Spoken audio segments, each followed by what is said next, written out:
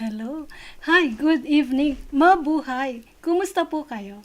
Welcome to my channel, Learning with Albine. I'm Albine. Are you new in this channel? If you are new in this channel, that's great. That's awesome. And yes, again, this is live.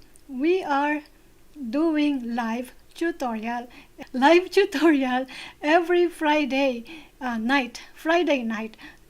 I mean Friday night because I am located in east side of United States. Yes, take note of that. Hello world, hello America, hello Europe, hello Asia, hello Africa, hello Australia, hello everybody.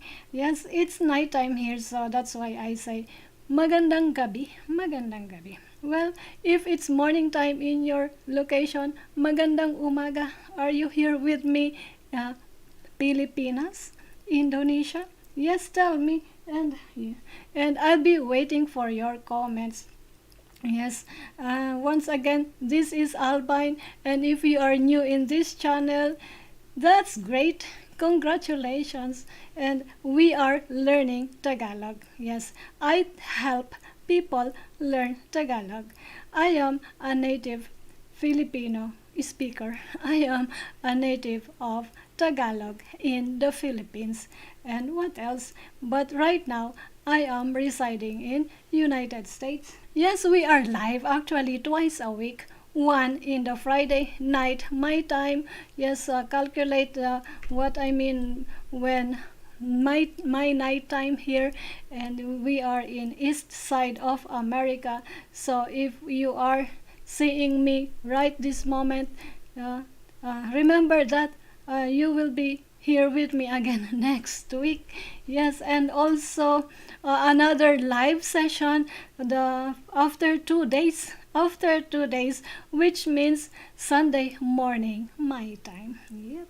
And what else as an introduction? Maybe later, more introduction later, and let me do my thing. And take note, for this session it's about Tagalog conversation. And let me open this tutorial by raising some questions so that we know where we are going. Okay, question number 1. What is the possible Tagalog conversation when people call it a night? Okay, did you get that? Question number 2. What words and phrases may arise when calling it a night? Yeah. And another question, and the last question for now, what vocabulary words are best to remember and to use in your daily Tagalog practice? So yes, it's just right to raise questions so we know where we are going throughout the entire session in this episode. As I always do, for the first part of this session, what I do is I dramatize. I dramatize the conversation, and so therefore I'll be saying everything in Tagalog, and this is a challenge for you to listen very carefully first. Listen very carefully first to all the Tagalog words or sentences or dramatization that I'm going to deliver first part of this session. And after this my dramatization, I will be revealing all these statements, and we will study. I will help you understand because I always translate Tagalog statements into English. Yes, thank you for being here. Maraming salamat, and let me do my part. Listen very carefully, and I will try my very best. Okay. Ang nakaraan, ibinahagi ni Mars sa kanyang kagrupo ang kanyang hangarin tungkol sa maliit na negosyo ng kanilang pamilya.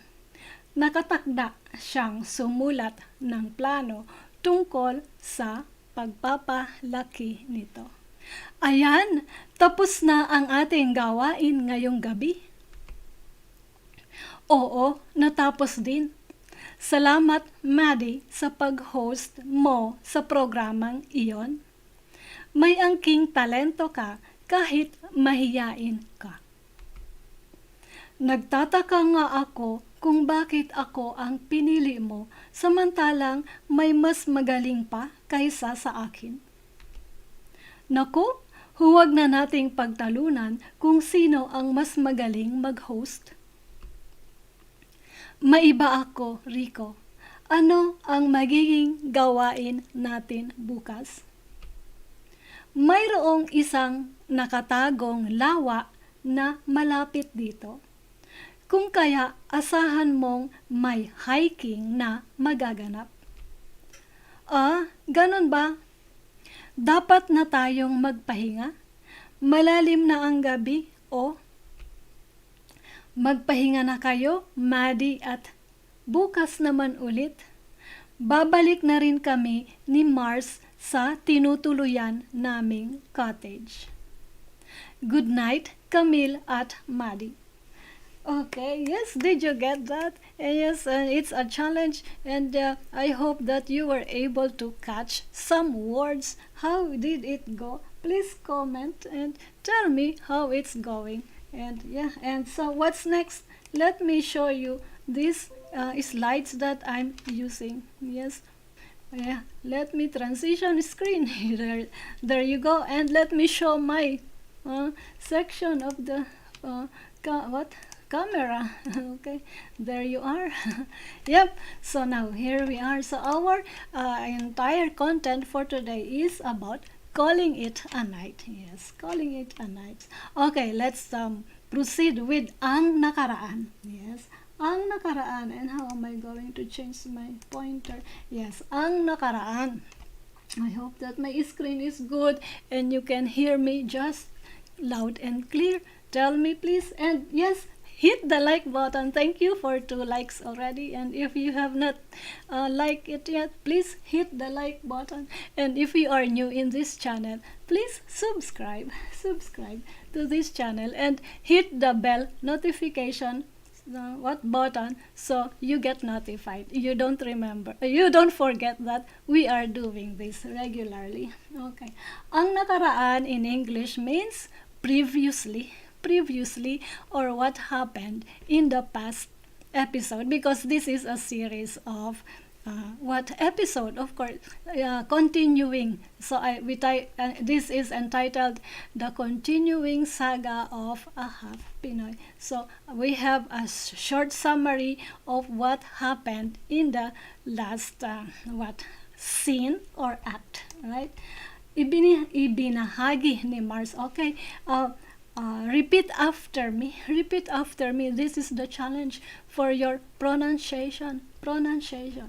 Ibinahagi ni Mars sa kanyang kagrupo ang kanyang hangarin tungkol sa maliit na negosyo ng kanilang pamilya. Nakatakda siyang sumulat ng plano tungkol sa pagpapalaki nito. Pagpapalaki, take note of this. It could be a tongue twister to you or lip difficulty moving your lip. Just in my case also, pagpapalaki. Let's say it again. Ibinahagi ni Mars ang kanyang kagrupo. Okay, let's do it again. I'm out of my mind. Ibinahagi. This is difficult to say. Ibinahagi ni Mars sa kanyang kagrupo ang kanyang hangarin tungkol sa maliit na negosyo ng kanilang pamilya. Nakatakda siyang sumulat ng plano tungkol sa pagpapalaki nito. Okay, before I reveal the English translation, so please remember or try to try to understand keywords like ibinahagi. What is ibinahagi? And then of course Mars is a name of the person, and then this is a sort of not so. This is a pronoun kanya, and then kagrupo is another keyword. What does it mean? And then of course kanya here is the same as kanya here, and then there's hangarin. What does it mean, hangarin? And then tungkol, yes. And then maliit, what does it mean? Negosyo, what does it mean? And then of course kanila is familiar. Oh no, kanila and kanya, they are related. Yes, they are related, these two words. Pamilya, what does it mean?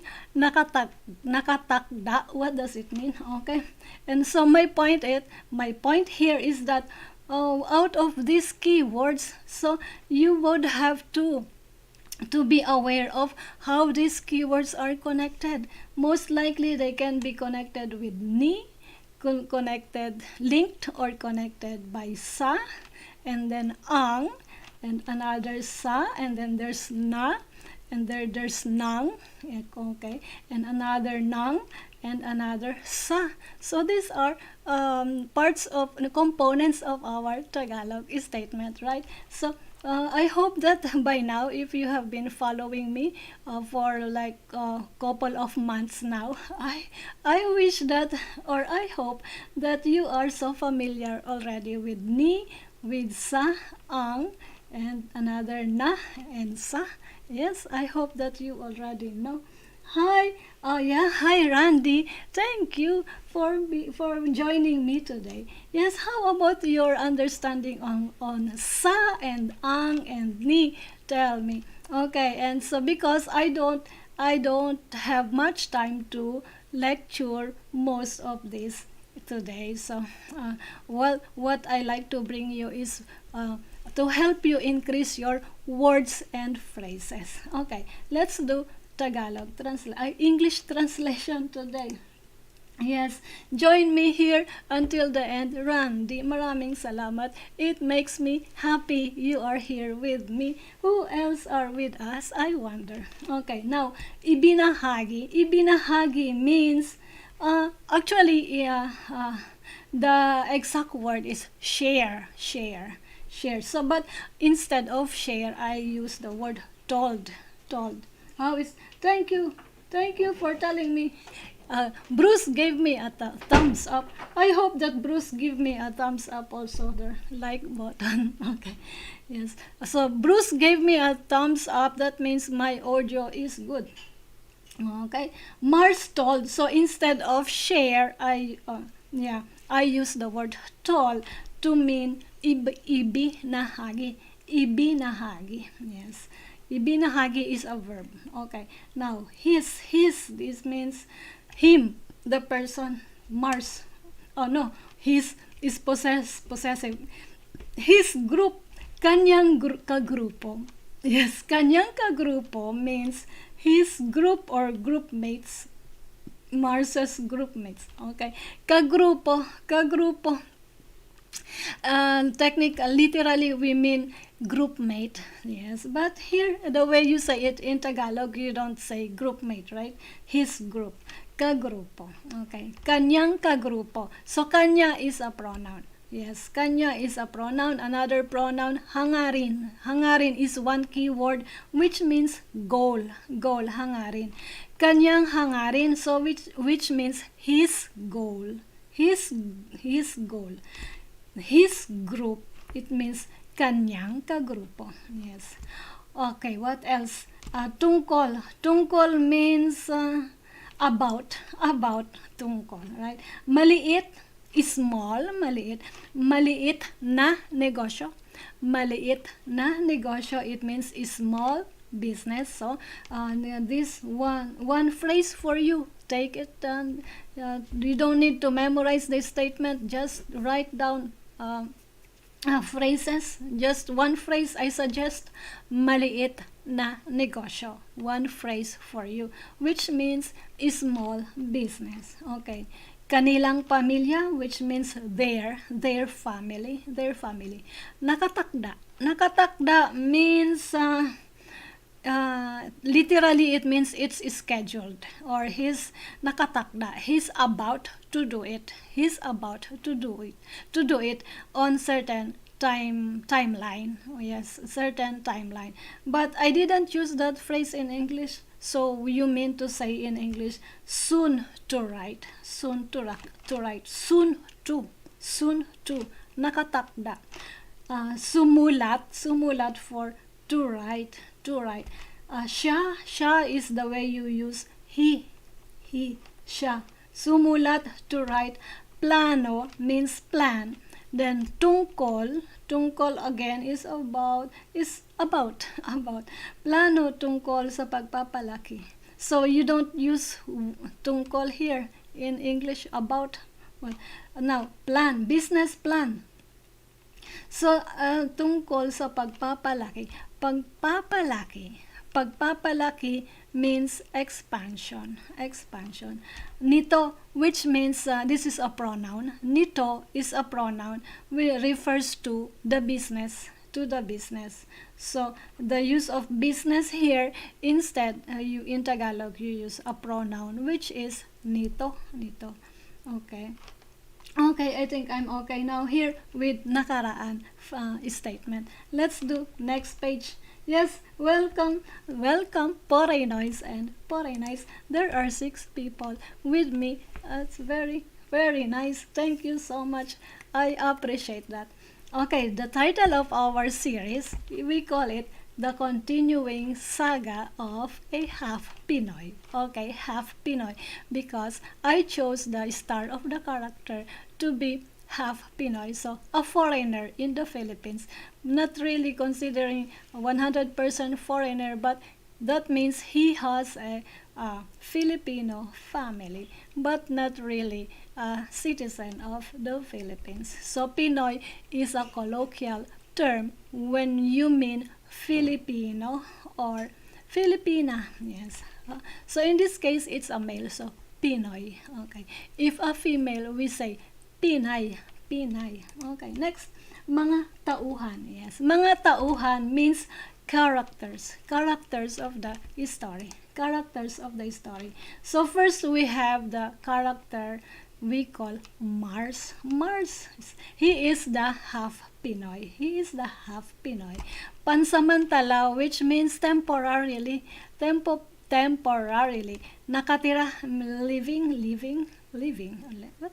Or staying in Rico's dormitory. In the dormitory where Rico is staying. Okay. And then Rico is the second character. Rico is isa siyang guro sa isang universidad. So it means teacher in a university. Guro sa isang universidad. Okay. Next character is a lady we call Maddie. So she is a project manager sa isang kumpanya ng software. Okay, take note of the phrases. Project manager sa isang kumpanya ng software. And then another character we have Camille, katrabaho ni Maddie, pero isa siyang customer support representative. So katrabaho means office mate.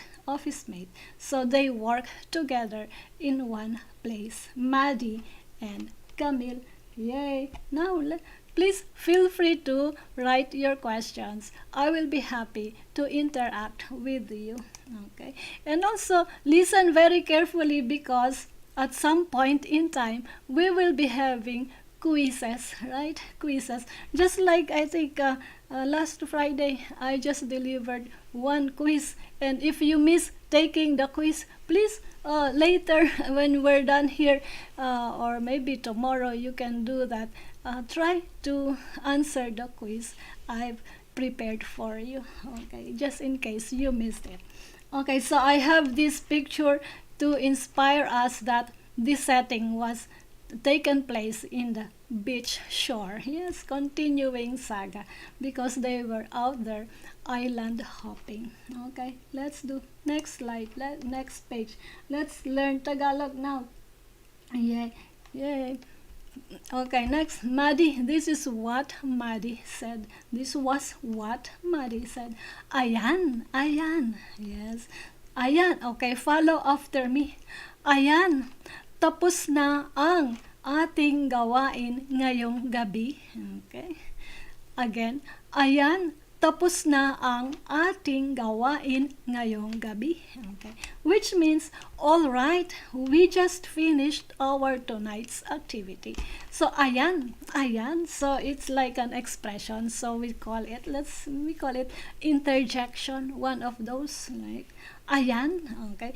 Also, it can mean like when in English you say, here you go, yes, or there you go, yes, there you go. Ayan. That's what it means by that. Ayan. There you go. Okay. Or here you go. Or here it is. Yes. Here it is. Okay. Ayan. Or instead I use the word all right. All right. I don't know if it's just interjection anyway. So we are trying to put emotion in this conversation. Okay. Tapos na. Tapos na. Just finished, finished, tapos na, just finished, right? We just finished, tapos na ang, what was finished, ano ang tapos na? Ating gawain, which means our activity, ating gawain. But in Tagalog we say ngayong gabi. So when we mean tonight, so ngayon means this ngayon, this moment, ngayon. And then gabi, which means night, right? Ating gawain ngayong gabi, our tonight's activity. Okay, no question on that. Let's move on. Okay, let's say it again. Ayan, tapos na ang ating gawain ngayong gabi. Yeah. Next line. This was Rico. Okay. Oo, tapos na din. Okay, follow after me. Oo, natapos din. Salamat, Maddie, sa pag-host mo sa programang iyon. May angking talento ka kahit mahiyain ka. Okay. Again, follow after me. Oo, natapos din. Salamat, Maddie, sa pag-host mo sa programang iyon. May angking talento ka kahit mahiyain ka. Okay? So, in English, yeah, finally it's done. Thanks, Maddie, for hosting this program. You have a talent even though you're shy. Okay? Oh, of course. Yes. Yeah. Natapos din. So the use of natapos is a verb, so it means past tense form of the verb natapos, which means literally it means finish or done. Yeah. Synonym to finish is done. Natapos din. The particle din is used to emphasize the emotion that when you mean finally, yes, finally. But yeah, the other use, the most common use of the word din is to, or also. But in this case, the use of din doesn't mean also or to here. It just means finally, natapos din. Finally, it's done, right? So take note of that. Din or rin, the common use of this is to or also, but in this case, this is an expression, so it means finally, it's done, or finally, it's finished. Okay. Salamat, of course, means thanks, and then Maddie. Salamat, Maddie. Thanks, Maddie. Pag-host. So pag-host is when you say for hosting. Sa pag-host. Mo, which means you. So we didn't say you in English, but in Tagalog it is necessary that this word pag-host, which is a verb, or to me, pag-host, to me, Yeah, an activity, and then must be followed by next information, and the next information that's necessary is who is involved or who did the hosting. Who did the hosting, which is mo, pag-host mo. So mo means you. Yes, pag-host. So for example, you're Madi, I'm talking to you. Salamat Madi sa pag-host mo, for your hosting. Yes, for your hosting. In this program, sa programang ito, in this program, or for hosting this program. Okay. Or no, I use the word yon, which here, when we mean this in English, most of the time we use the word yon in Tagalog, but iyon doesn't literally translate to this. Iyon literally translates to that, yes, that thing. Iyon, that thing.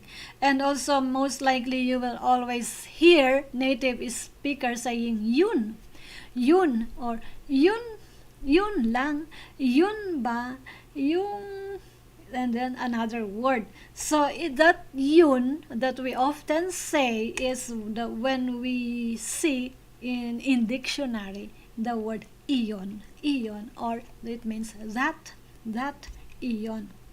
Right? So in social media, Facebook, Filipinos just spell it like Y-U-N. So Y-U-N, you would often see that. Sometimes I am guilty of it, typing just yun, because in texting or messaging we want it quick. So but we mean formally, we mean iyon, or that.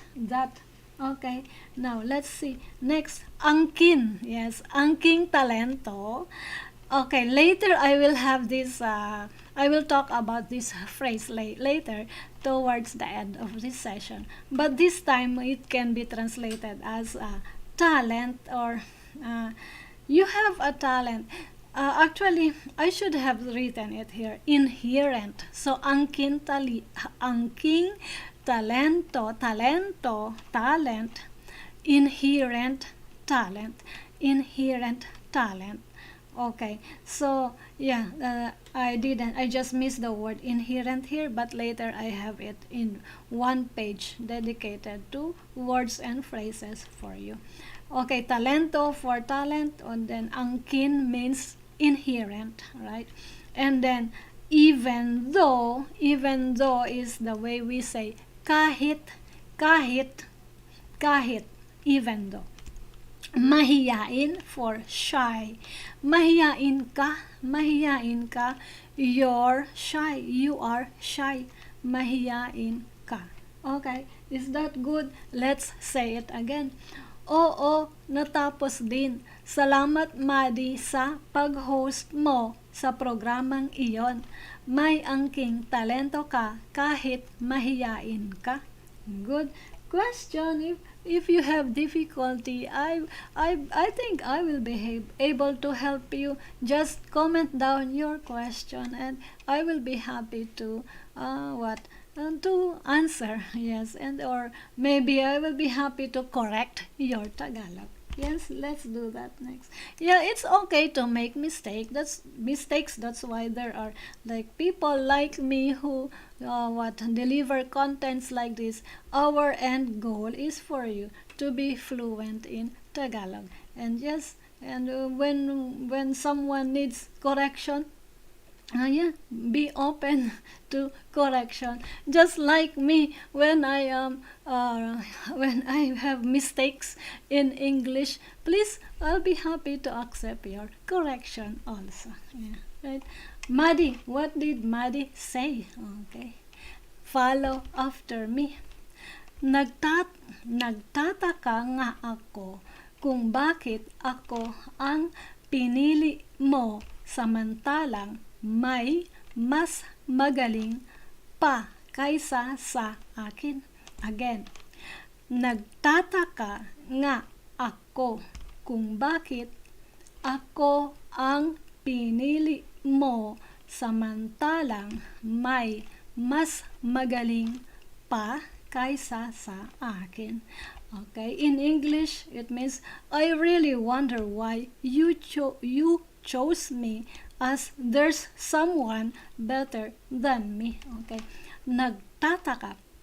Okay, it could be a tongue twister because there's difference with our Filipino pronunciation on T versus English speakers pronunciation on T. Yes, the way we say T is like we just tap our palate very lightly, very lightly. Nagtataka, nagtataka. Yeah, and maybe it's not on the palate, but we touch it tongue, teeth, upper teeth, I think. Nagtataka. Yes, I think that's how we say T. Nagtataka. Whereas English, I think, nagtataka. Yes, you touch your roof of your, roof of your mouth, right? But Filipinos only tap, just very lightly our teeth, right? That's the difference. That's why sometimes I got conscious of my teeth. Okay, nagtataka nga ako kung bakit ako ang pinili mo samantalang may mas magaling pa kaysa sa akin. Okay, nagtataka, which means wonder. Nagtataka ako, let's ignore nga. Nagtataka ako, it means I wonder. Nagtataka ako, that means I wonder. But you add particle nga, it means nagtataka nga ako. Nagtataka nga ako, it means I really wonder. That's the meaning of nga here. When you say I really wonder, nagtataka nga ako. Okay, and then bakit for why. So there is a connector which is kung. So kung is part of our conjunction. So nagtataka nga ako is one complete one independent clause, and then kung is connects to another independent clause, and which means bakit ako ang pinili mo. Bakit ako, why me. Bakit ako, why me. Pinili mo, chose, you chose, pinili mo. Ako, for me. You chose me, pinili mo ako. Pinili mo ako. Okay, pinili, chose, pinili mo ako. Yes, that's when we say you chose me. So there's really reverse. Yeah? Take note of that, right? There's switching to the other side, right? Nagtataka nga ako kung bakit ako ang pinili mo. Why you chose me. Samantala, the way you use samantala means the way you use as, right? Another conjunction. Yes, so you have a list of your conjunctions here. One is kung, another is samantala. Yes, and add it to your list. Na is another conjunction, but it depends really on how we use na, because na is just one simple particle, but there are lots of uses of na. Okay, kung is a conjunction, it connects clauses. And then also samantala is another, and when you say as. My, so my means there is or there exists. Yes, there. Sometimes it means have, but it's better to understand that my means there exist, or there is something, or there are. Yes, there are, there exist. Yes, mas magaling. Mas magaling. Mas is our particle when we mean that the adjective is in comparative form. Mas magaling is adjective, which means better. Mas magaling you mean better. Mas magaling. If without mas, so just magaling means good. Yes, so good. Mas magaling, it means better. I hope this is good. Yes. And then, magaling pa. Mas magaling pa. So, the use of pa here means someone else. Another one. Okay. Other than me, there's someone else. That's what it means by pa. The use of pa here. So, kaysa is when you say than in English. Kaysa. Sa akin, me. Kaysa sa akin, it means than me. Yes, than, kaysa, akin, for me. Okay, no question. Let's say it again. Nagtataka nga ako kung bakit ako ang pinili mo samantalang may mas magaling pa kaysa sa akin. Okay, let's move on. Okay, Camille. What did Camille say? Okay, this is what she said. Maiba ako, Rico. Ano ang magiging gawain natin bukas? Okay, again, follow after me. Maiba ako, Rico. Ano ang magiging gawain natin bukas? So in English you say, by the way, Rico, what will be our activity tomorrow? Okay, this was Camille. Maiba ako. So this is one expression which we mean by the way. Or you can say it longer. Maiba ako ng usapan. So that means let me divert this topic to another thing. Yes, it's just kind of like instead of going straight to like going on with the same topic. So this person wants to like to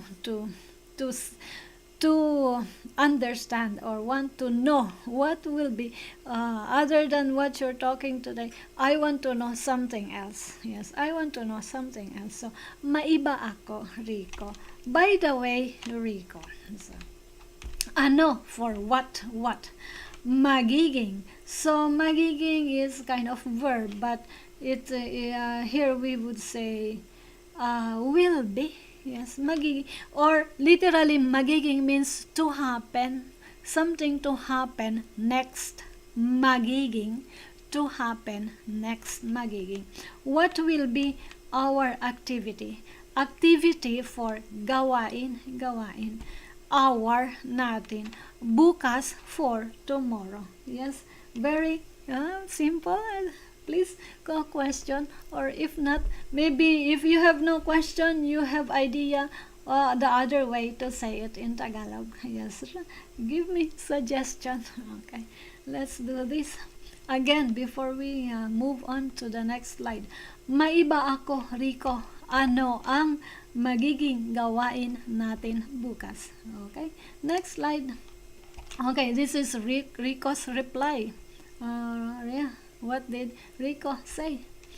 Mayroong isang nakatagong lawa na malapit dito.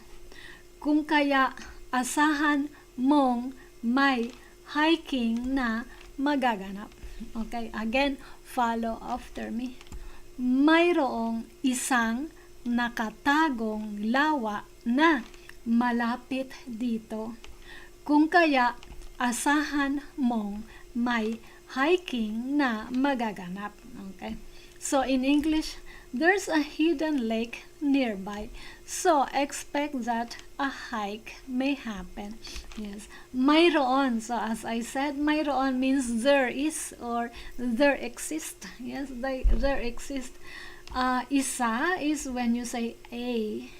So isa means one. Yes, isa, a. Nakatago means hidden, nakatago. Lawa for lake. Yes, imagine a lake. Yes, lake. Lawa na malapit, which means near or nearby. Malapit dito.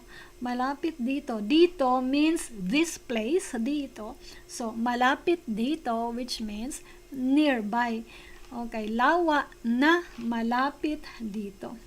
Okay, now this time the use of kung has become so.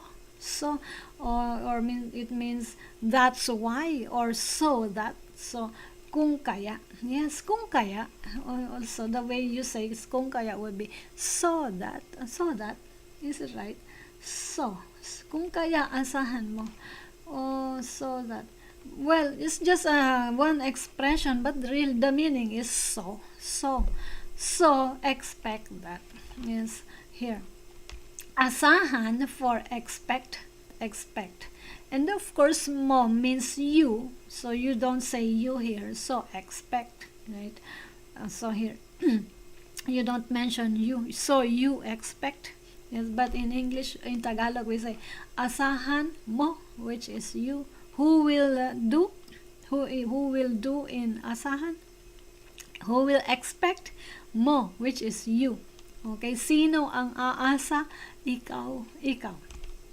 My is like mayroon. Yes, my has the same meaning with mayroon, only that there are different uses. Mayroon is most likely, my is always followed by noun. So in this case, hiking is a noun.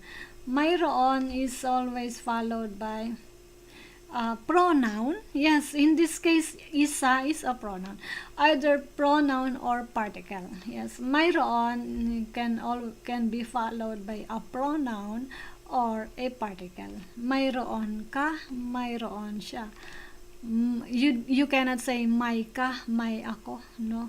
May hiking, so followed by a noun, may, right? May, there is a hiking to happen. My, or my, if you don't want English here, because hiking is a borrowed word, is in English, may pag-akyat or paglalakad. May paglalakad na. I'm also confused about how you define hiking, because me personally, I think that hiking means to climb up a hill or a mountain. Yeah, climbing up.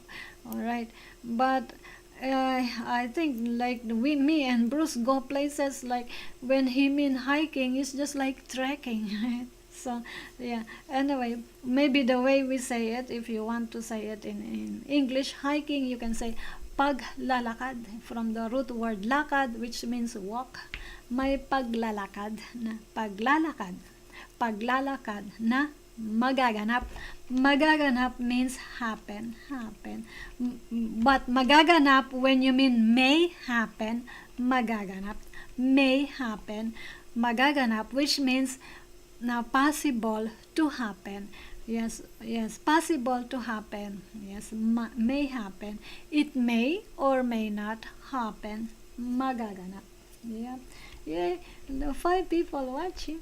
Thank you. And how is your Tagalog? Tell me. And tell me how many Tagalog words you know. Okay, next. And also listen very carefully.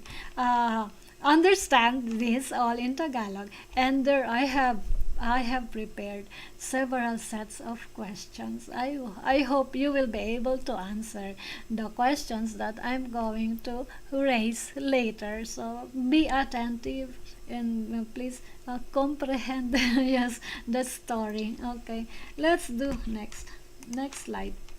Okay, Camille. What did Camille say? Ah, ganun ba? Repeat after me. Ah, ganun ba?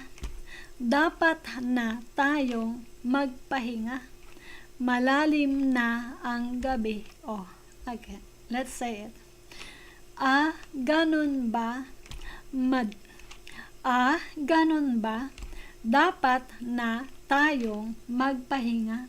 Malalim na ang gabi. Oh, okay. Is that so? It's time to rest then. The night is old. See? Okay. It's just an expression, right? Or oh. Okay. The way you say in English, oh. Ganon is like that. Yes, that. Ganon. Ba is the particle to mean that we are our statement is in a question, question form. Ba, yes. Is that so? Ganun ba? Okay, you are asking, right? Dapat, dapat, which means it's just right. Dapat, it's just right. So I didn't say it then here in English because it feels awkward to me to say it's just right, right? It's time to rest then. I think your expression then here is like when we say dapat, dapat, na. Yes, especially with the use of na when you say then here, na. Dapat na tayo. So you really emphasize it's just right. Then or now, tayo means we. Magpahinga means rest. Yes. So it's just right to rest now, this moment. Yes. Malalim, literally malalim means deep, right? Like for example, well, yes, deep, or like what? Surface of the water, ocean. So deep, yes, malalim. So that is how we the kind of adjective we use when we mean the night. Yeah, but here in English you say the night is old. Yes. So malalim, instead we say deep, malalim. Malalim na ang gabi. Okay, that's the adjective we use with when we mean it's like about 12 midnight or 11 midnight in the night, right? Or 10, yeah, could have been like this night is malalim na ang gabi. Or 12 o'clock midnight, malalim na ang gabi. The night is old, yes. So we don't say, but in Tagalog, old means matanda. Matanda na ang gabi. No, we don't say that. We just say malalim na ang gabi. Okay, so the two languages, we mean one thing, but the words are different, right? It cannot be literally translated. The way English say it, the way Tagalog say it, it's different, but we just mean one thing only, right? Malalim na ang gabi, so referring to the night. It's not early anymore, right? Yes. Okay. Oh, which means see. Yes, see or look. Oh, we just say the one particle which is oh. Yes, see, the night is old. Yeah. Is that good? Let's say it again. Ganun ba? Dapat na tayong magpahinga. Malalim na ang gabi. Oh, okay. Next slide. Let's do next slide. Yes. Okay. Rico's response. Okay. Rico's response. Repeat after me. Magpahinga na kayo ni Maddie at bukas naman ulit. Babalik na rin kami ni Mars sa tinutuluyan naming cottage. Again, let's say it. Magpahinga na kayo ni Maddie at bukas naman ulit. Babalik na rin kami ni Mars sa tinutuluyan naming cottage. Okay? English, you and Maddie go have rest until tomorrow.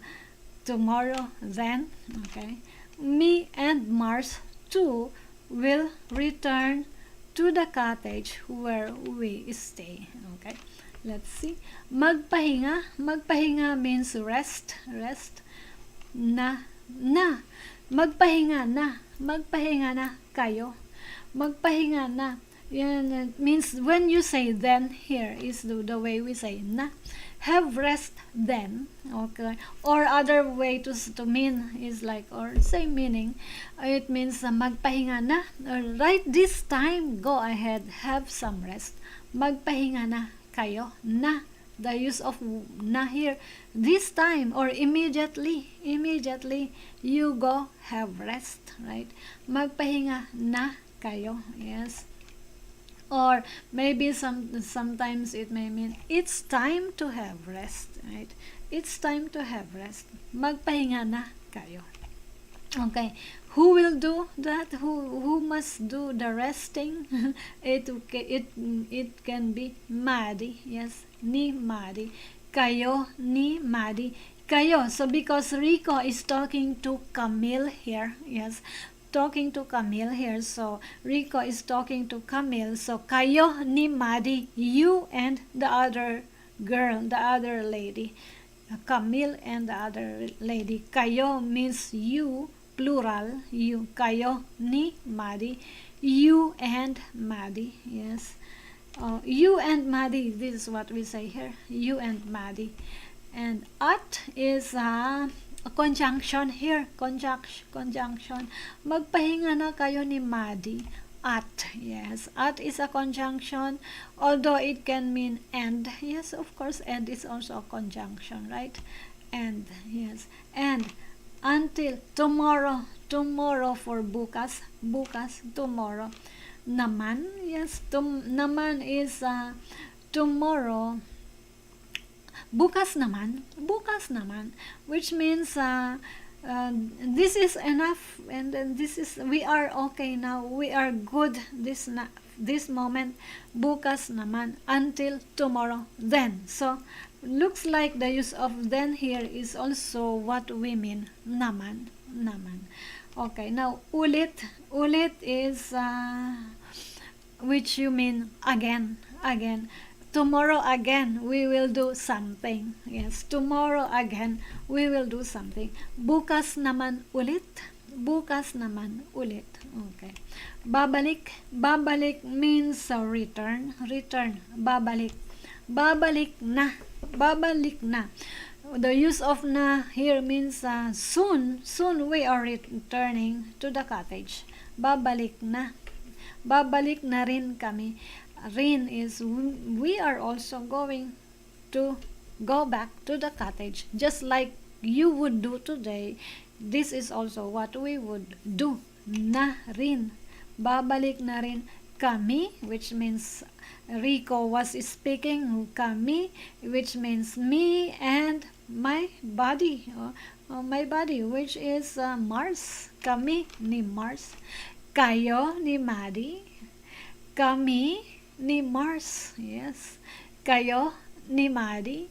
Kami ni Mars. So together the two of you, together the two of me, of us, right? Kayo ni Maddie, kami ni Mars. Tinutuluyan means stay. Namin means our, we. When you say we here, we say namin cottage. Tinutuluyan namin cottage. Yes, it means a little house, temporary is temporary stay for tourists, right? Cottage, right? English, or maybe we could say I think that's the best word to use, cottage, right? Because it cannot be called hotel if it's really just not a luxury hotel. This is really just a kind of average kind of, I'm thinking of average kind of temporary accommodation there in the beach. Yay, 5 people watching. Yes, learn Tagalog with me. Hello there, and if you are new in this channel, don't forget to subscribe, and also please hit the like button if you find value on my content. Yeah, let's do that. And next. Okay, now this is what Rico said, right? Good night, Camille at Maddie. Good night, Camille at Maddie. So it means good night, Camille and Maddie. The use of at also literally it means and at. Now, so in Filipino or in the Philippines, or at least in Tagalog, yeah, of course my focus is Tagalog because I don't speak any other Philippine languages. No, I don't speak Visayan, I don't speak Bicolano, I hope I know. I don't speak Ilocano. Mine is just Tagalog. So Tagalog, I would say Tagalog, there's no good night translation in Tagalog. Take note of that. No good night, wala. So just say, we just borrow the word good night, because if we translate good night literally, which means magandang gabi, magandang gabi. Magandang gabi sa'yo. Magandang gabi, kaibigan. So, magandang gabi, my friend, kaibigan. Magandang gabi, to me, it means good evening. Good evening. It's just like a welcome greeting. So, good evening. We are just starting. So, I would say good evening. But me, I think when you say good night, it's like, okay, let's part ways today, or maybe let's end our moment today. So let's just continue later, or I will see you later. Good night. Time to sleep. Time to go. Okay, time to go home. Good night. So Tagalog, we don't have translation for good night. So how do we say that? No, instead we would say like if parting. So it's a parting, like, yeah, the title of this episode is about call it a night. Yes, call it a night. So how do Filipinos call it a night? Let me just, I want my face. Let me want my face. So how do Filipinos say call it a night? That's the question. Or maybe Tagalog, at least Tagalog. So instead of good night, for example, you just met somewhere, Starbucks, all right, or you just together as a friend or group of friends, you just finish watching movie, and then after the movie or some coffee. So of course the the next scenario would be you go home to your home, to where you're staying. So how do you call it a night? Filipinos, we just say okay, bye. And also, like, bye is, there's really not, well, culturally we don't say paalam because paalam, it means it's like as if like you are you paalam. We generally refer to paalam as for dead people who just passed away. Goodbye, see you in the other, see you in heaven. That means paalam to most of us. But yeah, paalam. So I think the way we say is just bye bye or good night, or instead of saying good night, maybe we would just say mag-ingat. Ingat ka. Ingat ka. So we say be careful or take care. Take care of yourself. So now good night, or maybe if really it's definite that that you mean that it's time to sleep. It's time to sleep. Maybe the best thing to say is matulog ka ng mahimbing. But although it's bad also when we say matulog ka ng mahimbing, because we have this kind of, us, at least as Filipinos talking to fellow Filipinos, when we mean matulog ka ng mahimbing, the other party would say, hey, stop what you're saying. It may mean that I will not be waking up. I would be sleeping longer. Yes, we have that weird kind of I don't know, weird kind of meaning when we mean matulog, mahimbing, or paalam. I don't know. That's at least me, culturally. I think that's how I feel about saying good night, or saying good night. Of course, I know what you mean here in English. It just means call it a night. Okay, then this is done. Our meeting is done. Good night. And in Tagalog, there's no literal translation. It's just like, okay, tapos na. Yes, I think that's just good to say. Tapos na. Umalis na tayo. Yes, that is just good. I think umalis na tayo. Let's get out of here. Umalis na tayo. Yes. Or umuwi na tayo. Yes. Umuwi na tayo. So, we don't say good night. Let's say, umuwi na tayo. Or casually, you would say, uwian na. Yes. Uwian na. Umuwi na tayo. Yeah, I think I have it's a quite long explanation, but I hope you know what I mean. No reaction. I'm monitoring comments. I don't see comments. I hope that you know the subtle differences when we mean, like, I think it's just right to say just tapos na. It means good night if it's nighttime, yes, and parting time. Tapos na. Or is this, umuwi na tayo. As simple as that. Yes. Mag-ingat ka. Yes. You take care. Yep, I think that's good. And then, if you are like sleeping, we can just borrow English. Good night, sleep well. That's good. Maybe because there's really no direct translation. Because it can be, if you translate it literally, it can give bad meaning, right? To borrow sleep well or good night. I think we can agree on that. Be comfortable. Don't ask for Tagalog translation anymore. Simply use it, and Filipinos will appreciate that. Good night, sleep well. Okay, call it a night. Okay, that is the the the topic, main topic of our content today. And let's see what's next. We have more. Don't go yet. Yeah.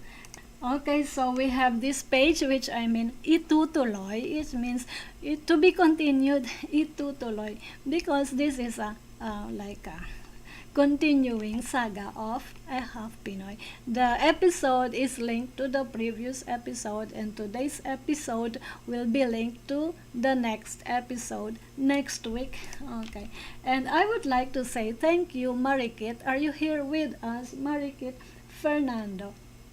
Yes, for her love and support for the month of February. Yes, please be like Marikit. Find the link, buy me a coffee, down in the description, and so you'll be mentioned. Yes, we want new names here to be mentioned. And yes, by the way, Marikit Fernando, please look up on Amazon. She just wrote a book. Yes, Marikit Fernando published her book. I think it's about dance, right? About dance. She wrote something about dancing, her journey to dancing. But even if her content is about dancing, I recommend that you will read her book.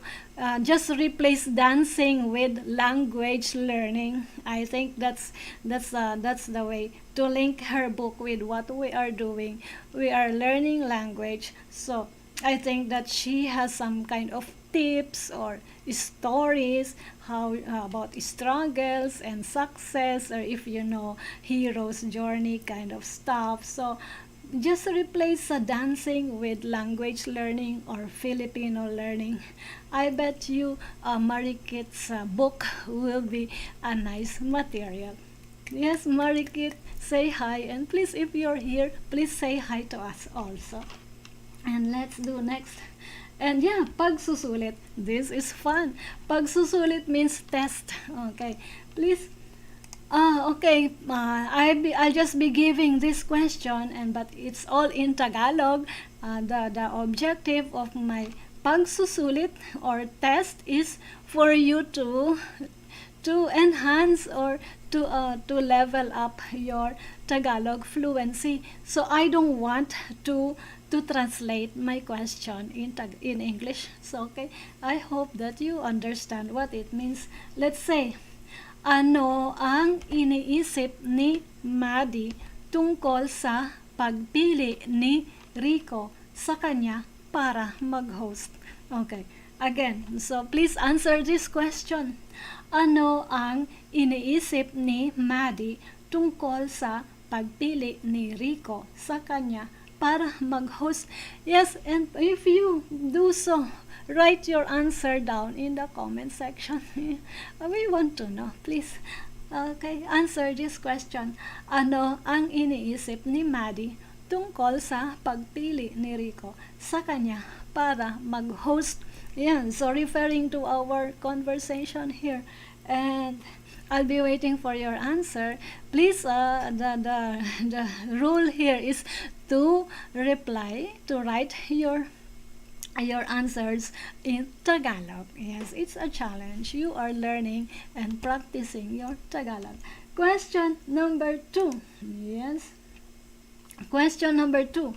Ano ang napatunayan ni Rico tungkol kay Maddie? Again, ano ang napatunayan ni Rico tungkol kay Maddie. Please answer these questions. And one more thing. Ano ang gagawin kinabukasan ng mga magkakaibigan? Again, ano ang gagawin kinabukasan ng mga magkakaibigan? I'll be happy to answer, to receive your responses. Yes, this is a test, right? Please show me your answers. It will be nice, right? And now let's do it again. What more? One more we want. Yeah, more. And we are almost done. Okay, vocabulary. Vocabulary means gawain. Gawain, what? What am I saying? Vocabulary. For the first in the list of our vocabulary, we have gawain. Vocabulary means vocabulary. Gawain means activity. Remember that. Gawain means activity. And then mahiyain. Mahiyain means shy. And then another word we want, nagtataka. Nagtataka means wondering. And also number 4, pinili. Pinili means chosen. Okay, take note of your vocabulary. Vocabulary. Gawain, mahiyain, nagtataka. And yes, possibly it will appear on the next quiz. Alright, let's do next. Parirala. Aking talento. Angking. Angking talento. Okay? Angking talento means inherent talent. Angking talento, inherent talent. And then, mas magaling kaysa sa akin.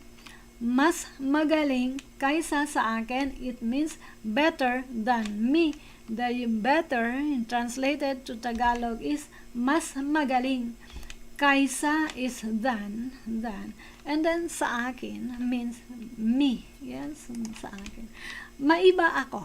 Maiba ako. So, which means, by the way, maiba ako. And then, maiba ako ng usapan. Maiba ako ng usapan. It means diverting from the topic. Diverting from the topic. Maiba ako ng usapan. Okay. If you want to enhance or to speed up your Tagalog, we offer premium classes. Yes, one-on-one premium classes. I will be able to teach you one-on-one. We will meet either if however you want it, maybe Skype or Google Meet, or if you would want WhatsApp, I will be willing to open an account on WhatsApp if WhatsApp is your thing. Yeah, right now I don't do WhatsApp yet, but if the client want me to do so, I will be willing to set up an account on WhatsApp for our premium classes. And then right now promo is ongoing. It's your chance to avail of 30% discount. Simply use sweet code 30. Yes, sweet code 30. And take note, there's a money back guarantee. Yes, if you are not satisfied later on, you tried it and you realize it's not for you, I will be happy to return your payment. Yes, yeah, less some fees, of course. There are some charges, especially transaction charges over remittances, right? But yeah, lifetime money back guarantee is for you if you're not happy. And we would have 24 sessions for beginners, one-on-one, 24 sessions for beginners. This is good for students with zero to little knowledge in Tagalog. Yes, if you really just are starting, let's do 24 sessions. But if you have some background and some more familiar or just refresher in Tagalog, we have 12 sessions. Most likely the price is lower than 24 session than the first one. Yes, it's cheaper, this 12 session. These are only for those who have started their Tagalog using certain app already, or have a little bit of knowledge in Tagalog. We will do assessment if you are qualified. But what I really want here is that those people who are joining me on Saturday coaching call, if you have attended 3 or 4 times, maybe, or 6 times, or 2 months of with me on coaching calls, yeah, you can be qualified on 12 sessions, beginners level. Yes, because you have certain background already. And of course, and then when you're done with our beginners level, we can have intermediate level. Yes, right? I think it just makes sense. It just makes sense that way. Premium classes, and please get to our website, my website. Please remember albinebodo.com, albinebodo.com. Yes, you have to get to know me better. Okay, and of course I'm on Facebook. Yes, it's not here. I'm on Facebook. Join us on our Facebook group, Tagalog with Albine on Facebook, and I'm also on Instagram. And of course, this channel, subscribe to this channel, and thank you for the thumbs up button. Yes, to wrap up this episode, I will just use my face here on screen. To wrap up this episode, you have learned the possible Tagalog conversation when people call it a night. You were given words and phrases that may arise when calling it a night, and also you were given Tagalog vocabulary words that are best to remember and to use in your daily Tagalog practice. Yep. How are you? How are you all? Thank you for being here from start to finish. That's nice. It means you are enjoying it, but you are so quiet. And thank you, Randy, for your one line. Kumusta? That's I appreciate that. How about the rest? Yes. Well, and also I would like to talk to people who were it's nice that I'm here, you're here with me live. Yes, it's nice that you are giving time. Your time is very valuable. It's so precious, and I honor you. I honor you, the time you're spending with me. And of course, to those people who are watching this episode on recorded live, I appreciate that also. And please, also, I have other old videos. Please watch all other old videos for your Tagalog practice. Yes, we are consistent. I am committed. Maraming salamat po. Mabuhay. Mabuhay. I'm sending love, light, peace, happiness, healing, protection your way. We've got to go. Maraming salamat po. Magkita tayong muli. Yes, and if you are interested tomorrow, coaching call, 2 sessions, 1 in the morning, another in the afternoon. Magkita po tayo. Kita kits!